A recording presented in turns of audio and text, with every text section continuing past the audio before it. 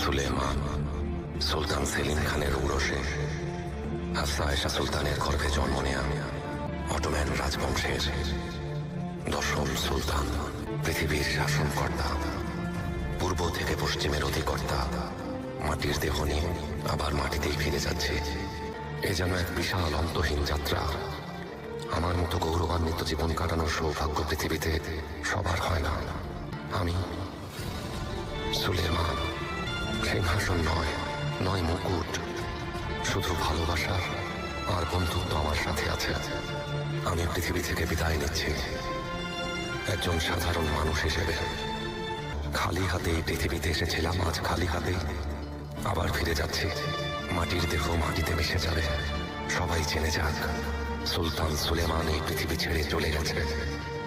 আল্লাহ তাআলার এক অনুগত বান্দা সুলেমান।